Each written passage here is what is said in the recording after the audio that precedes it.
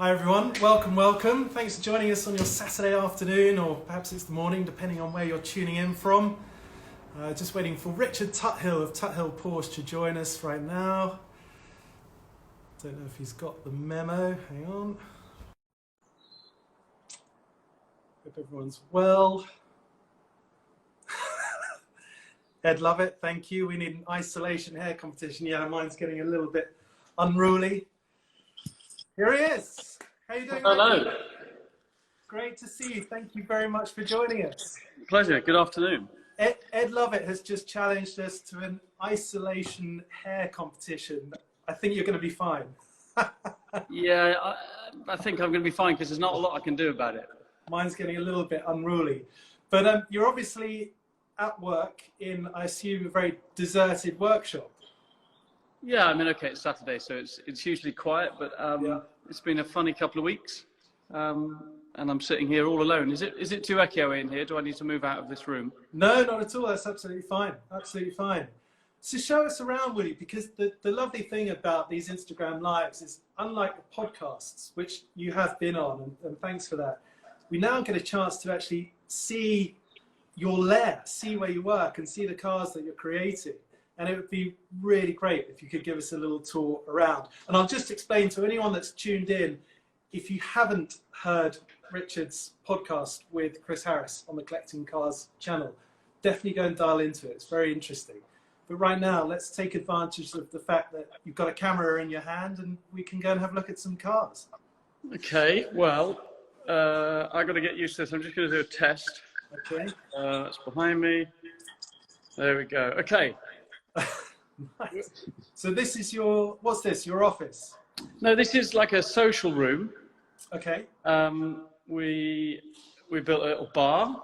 Yeah. We've got a pool table. That's great. We've got a boardroom / table tennis table. And just to give you a bit of a clue as to where I am in the world, through that wood outside is where I live. So Wow. it's all very local. I like it. So it looks like a really serious workplace. Well, we've got to have some fun, but there's a look for you all. Wow, look at that. So how many cars do you have there roughly at the moment? I reckon there's about 60 cars on this site, and then I've got a couple of barns a mile away. So wow, that's a workshop full of cars. Incredible. And then this is our storage area. Good God. Which goes like this. Fantastic. I love the variety of colours. Absolutely brilliant. It's actually rather wonderful because every day it changes. So yeah. I'll walk downstairs. We can have a look at a few. Tractor, that's another story. Tell us about the tractor. What's that about? Well, you know what? Is it cheesy for a Porsche place to have a Porsche tractor? I don't know, but my father was a farmer. Okay. He only got into cars by mistake because he went to Australia and there was a drought. So he rocked up with that not so long ago. Very kindly said, you know, I've got you a present, and then 3 days later asked me to pay for it. So I guess it's mine. Brilliant. So that's too. Into the main workshop, which is segmented into various build areas. Is that Philip Kaddouri's Safari rally car? Yeah. Yeah, we better have a look at that. Let's have a look at that because I love the paint job on that. So this is the livery that evokes, it's the GT1 Le Mans car, right? Yeah. So Philip nice. Came up with this idea. I don't think he'll mind me saying he's given it a fairly hard time. Yeah. It's been on its roof once or twice, hasn't it? Actually, you know what? It didn't get the roof. Oh, wow. Okay. Well, actually, sorry. It did the first time out, but the second time it didn't. But it's a little bit beaten up there. I think it adds character. Yeah, what's extraordinary, actually, is you can't, I'll just switch you around. You can't appreciate, there is some fairly substantial damage. It's actually shorter than a short wheelbase car now. Um, courtesy of a big hit 3 days from the end of the rally. Just tell me a little about these safari cars that you build, because I'm fascinated by it and desperate to do some kind of desert rally. So what is the donor car, and how much work do you do until it's ready for you guys to take a client out on one of your desert rallies? Well, let me just show you. I'm going to take you all the way to the other end of the building, and we're going to come and have a bit of a look at that one in a minute. Just so I'm going to turn the camera around again, just through here. So in the other part of the building, yeah, that's the paint shop and the fab shop. Okay. So they spend a lot of time there first. Okay. And here's an example of one that's just being rebuilt after Safari. So this actually did end up on its roof. So it's had some cosmetic surgery, and now is underbuilt again. And this is everything that was on it going back on it. So a stupid question, forgive me. Are these the short chassis cars or the... No, these are all long wheelbase. So 2 litre cup cars are plenty. Yeah. But here's another Safari car. Fantastic. In pink, and then here's an orange one. And actually, here's a good example. So this car is as it came back from Kenya this year. Okay. So any imagination that you wreck these cars when you do Safari, I can dispel that myth this afternoon. I mean, it's full of mud, bit of dust, but actually it's all right. Yeah, it looks fine. Having a little bit of a rebuild there. So what is a typical duration of one of these rallies? How many days and how many hours per day are these cars being hammered across the desert?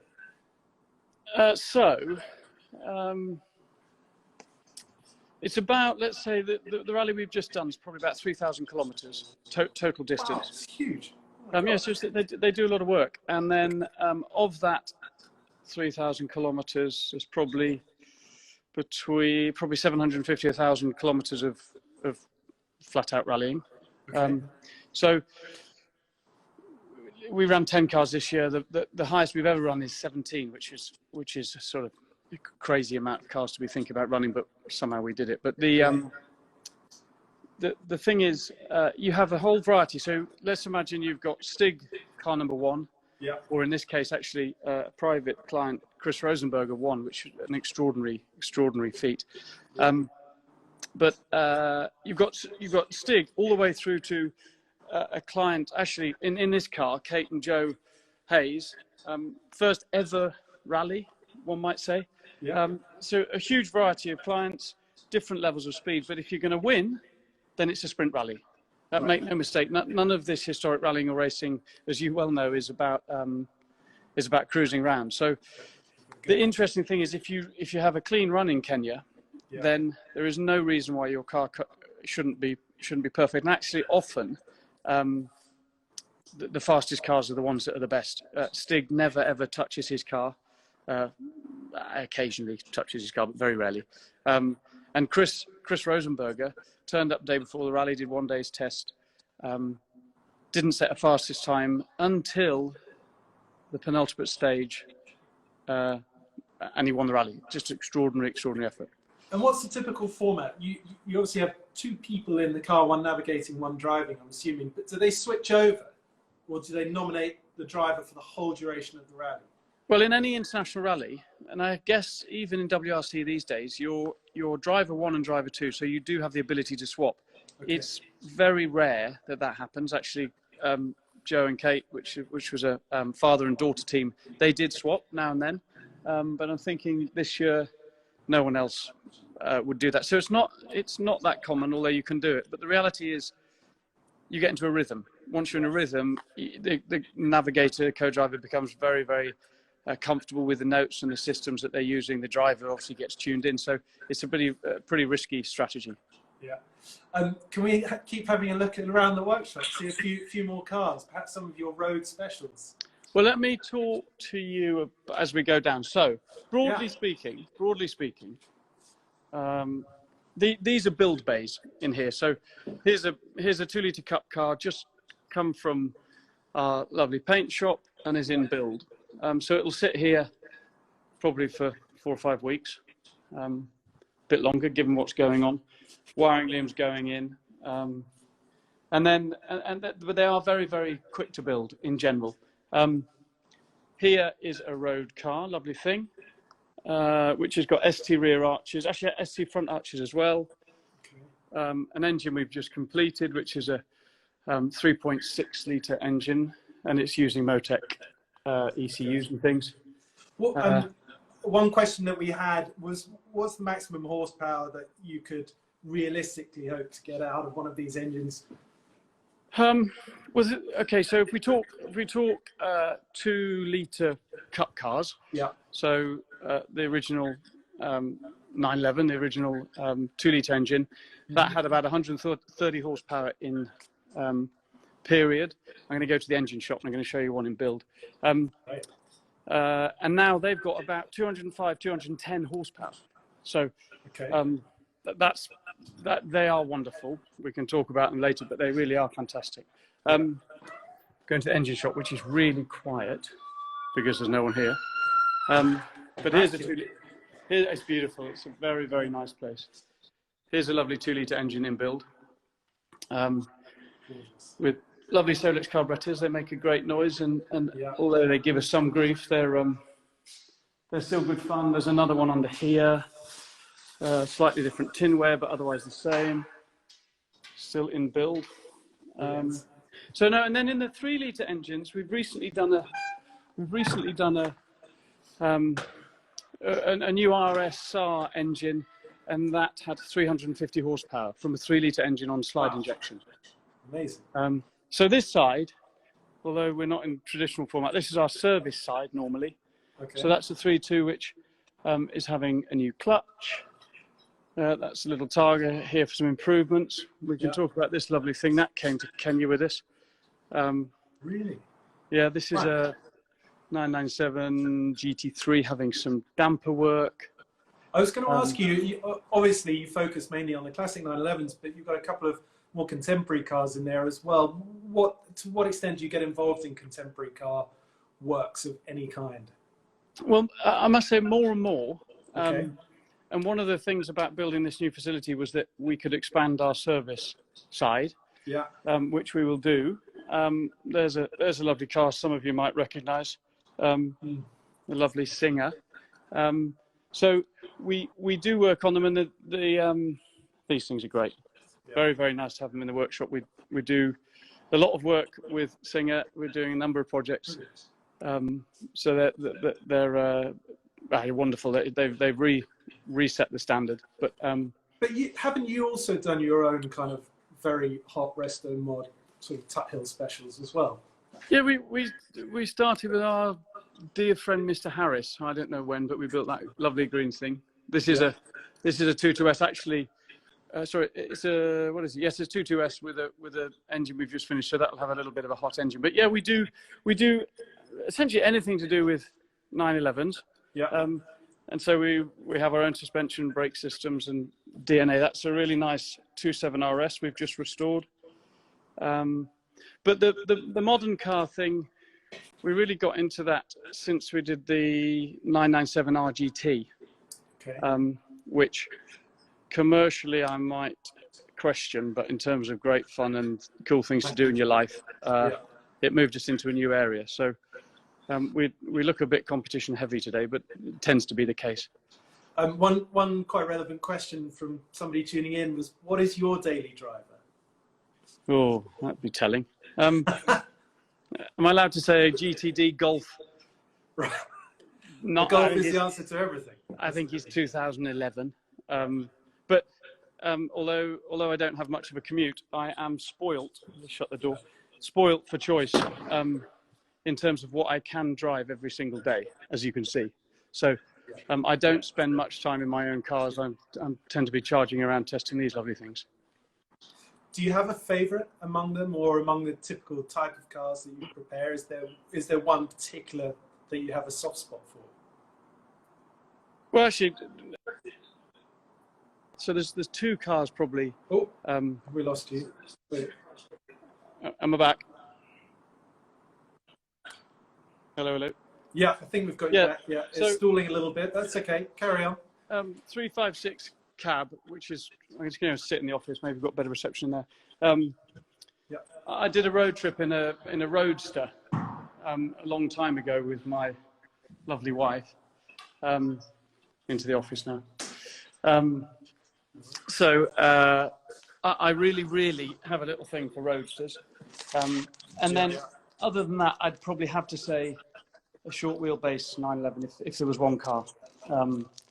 I'd still go early. I'd still go short wheelbase, and it'd be 2 litres. So I've noticed there's a few people watching us that are historic racers that I know from the circuit-based historic racing world, and some of them I'm sure would be fascinated about what it would take to dip a toe in the water of the sort of desert rally thing. I mean, what kind of experience do you need to have if you're going to make that transition from circuit to rally? But that's an interesting one, and of course, one of the things we do is take complete novices, as in no race history or rally history.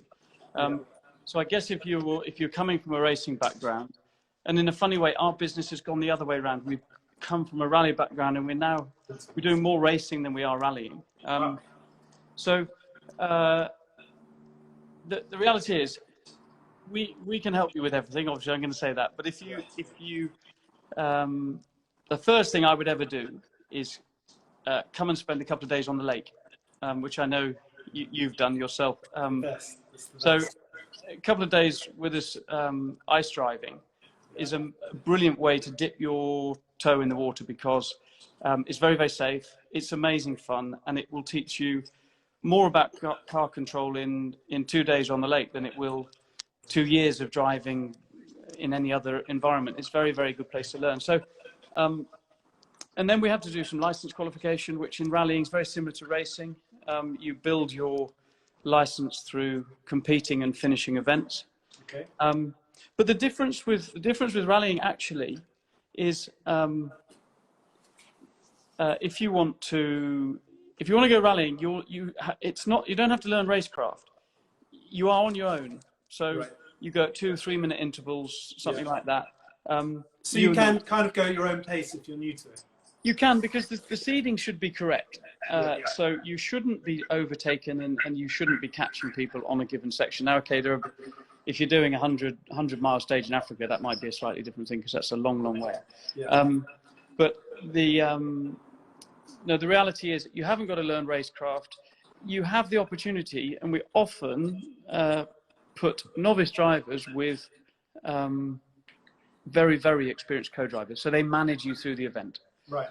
But no, there's a load of hand holding, which is one of our specialties. So we do driver training. We can obviously rent or build you cars, and then we can take you all over the world and do the most extraordinary things that you'll ever do in a car. So it comes highly recommended. I will just explain for anyone watching that isn't quite sure what we were talking about a minute ago about the ice driving. Just Google below zero ice driving, and that is Richard's entire own project and operation. And I've done it a few times. We go up to the lakes in the north of Sweden, and the whole experience is just magical. You have lovely sort of lunches in these little lodges on the side of the lake in the woods amongst the snow, and just spend the day drifting classic 911s that are really properly prepared, rally prepared, on a vast circuit at very high speed. And there's nothing better that I can think of to develop that seat of the pants car control. It's a really special experience, and you guys do it very, very well. Well, that's a great plug. Thank you very much. But where it came from was again taking novices driving. I did the Swedish WRC round in 2000, I think. I'm driving a Subaru Impreza. And I reckon I learned more in 3 days on that rally than I had done with all my driving previously. So I started it about 14 years ago, where I think I took 3 cars and I had 5 clients, and we just sort of had a bit of fun on the lake. From then, I sort of used to get to October and think, I'd better ring some people, see if they want to go ice driving. And then one year I must have concentrated more than usual, and I had a very, very busy season. So I thought, okay, this is something we should do more of. And here we are I don't know, 15 years in, and this year we did 260 car days. Wow. With eight cars on the lake. I think we had 3 down days, which are not mandatory, enforced days, so that we can do some maintenance. Yeah. But it's extraordinary. It's great fun, and even for me, 15 years in, it's still it's a very, very nice thing to go and do. Well, it's a timely moment to ask you then. Somebody just asked the question: do you ever get bored of it, or do you have to sort of pinch yourself every day? When you look out across that mezzanine. I could give you 2 answers. Okay. The reality is, no, I'm extraordinarily lucky. I wander across that field and I arrive in this now amazing place to work, yeah, with beautiful cars, an extraordinary team of people. There's 45 of us, 47 of us every day, yeah, normally. And then we work on just amazing cars. So what's not to love on the one hand? On the other hand, one mustn't confuse it for a hobby. This is a business, yeah, and what we're experiencing in business these last couple of weeks and across the world is that it's a big thing. It's a big thing to keep this going, and it's a wonderful challenge. Which there are days when it's a bit tough. sure, yeah, And the pressure. The pressure that we experience on the side of a racetrack or at the end of a stage in Kenya or Sweden or Wales is something that you have to get used to. mm-hmm. I'd probably say I'm still not used to it, and I think it's because I care so much. Motorsport does throw curveballs at you, Yeah. and you have to expect that it's going to be at times a little bit tricky, but we do our best, and we really love what we do. So it has its moments, but of course I'm very, very lucky. Yeah. Has it always been about Porsches, or has there ever been any other marque or brand involved with you guys? Well, okay, so I'm second generation running this lovely business. My father started it, as I alluded. He was a farmer. He drove all the way around the world in Beetles, and he did the London-Sydney in 1977 in a Beetle. So Okay. his first shed, which is about 200 meters away, was where it all began, and it was Beetles, VWs, and it really changed in about 1990.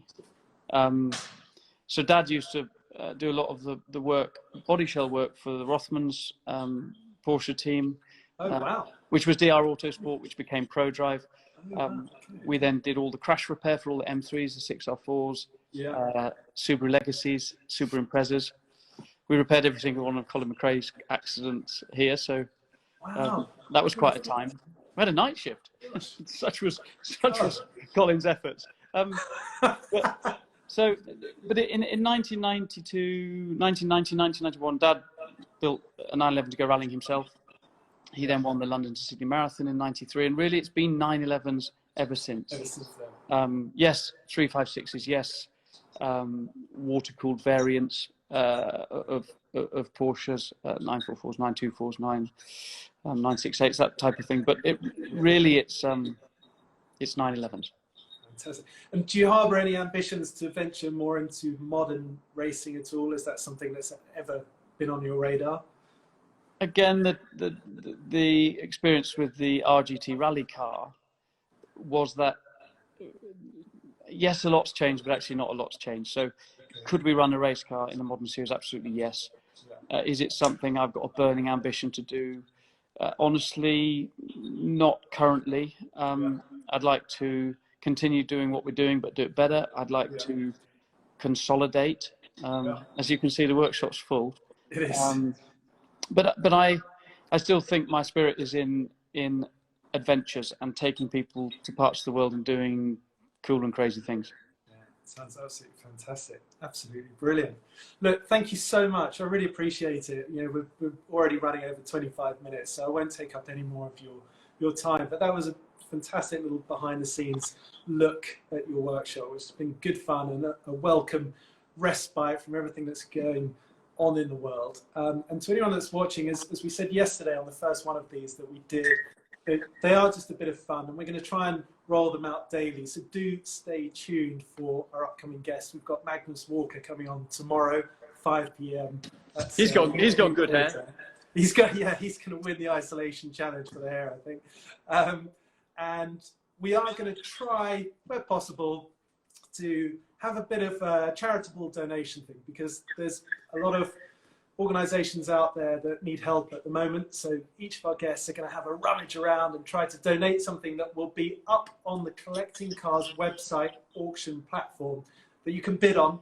And all of the proceeds will go to a charity of the guest's choice. I think we're in the dying hours of Max Girardo's 250 GTO Ferrari sort of model artwork that he donated the other day. So keep your eyes peeled at collectingcars.com for those. Richard, I'm sure we'll collar you for something in the coming day or so. And Ed's been asking me to commit to something, and I can't decide whether to lend someone a car for a weekend or donate something from auction. But charity won't be a problem, and I think this time above all we need to provide a bit of entertainment and help those that are perhaps struggling. But yeah, very, very nice to chat, and thank you very much for having me on. Not at all. Thanks for joining us. Fantastic. Top man. Take care. Have a good weekend. Cheers, Richard. Bye-bye. Bye-bye.